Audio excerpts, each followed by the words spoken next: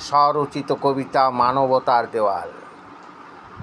6-10-2024 বস্ত্রদান অনুষ্ঠান হয়ে গেল আমাদের রানীপুর হাই স্কুলে।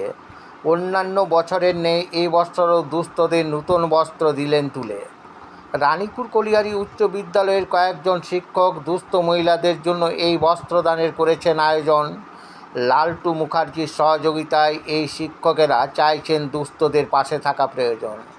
এর আগেও তিনি মানবতার দেওয়াল ঝনকা মুড়ে তুলেছিলেন গড়ে।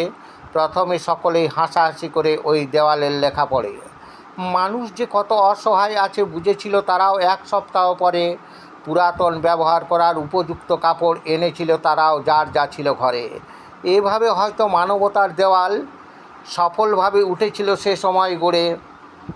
এলাকার অনেক মানুষ উপকৃত হয়েছিল আমাদের ওই দেওয়াল লিখন পড়ে। বিদ্যালয়ের ছাত্রছাত্রীরা সহযোগিতার হাত সে সময় দিয়েছিল বাড়িয়ে। দুস্থদের সাহায্য করেছিল তারা। শিক্ষকদের পাশে আজও তারা ছিল দাঁড়িয়ে। মানুষ এখনও তাকিয়ে থাকে ওই দেওয়ালের দিকে চেয়ে। ছেলেমেয়েরা আনন্দিত হতো কত ওই পুরাতন পোশাক হাতে পেয়ে। নূতন পোশাক পারবে না কিনতে, মানুষের ভাড়ারে পড়েছে টান। জিনিসপত্রের দাম যেভাবে চলেছে বেড়ে, জানি না কখন বেরিয়ে যাবে প্রাণ। দশভুজা মায়ের 10টি হাতে রয়েছে 10 রকমের অস্ত্র। রানীপুর স্কুলের শিক্ষকেরা দুস্থদের তুলে দিবেন নূতন বস্ত্র। দুস্থ বাচ্চাদের কোথাও উনারা কখনোই যাননি ভুলে। বাচ্চাদের মুখে হাসি ফোটাতে বস্ত্র তাদেরকেও দিবেন তুলে। দুস্থরা যেমন আনন্দিত হবে ওই নূতন পোশাক হাতে পেয়ে, তার চেয়ে বেশি আনন্দ পাবো আমরা তাদের ওই হাসি মুখের দিকে চেয়ে।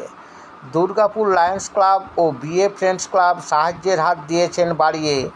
দুস্থদের খাবারের যোগান দিয়েছেন উনারা, সহযোগিতা করেছেন পুরো দাঁড়িয়ে। নমস্কার।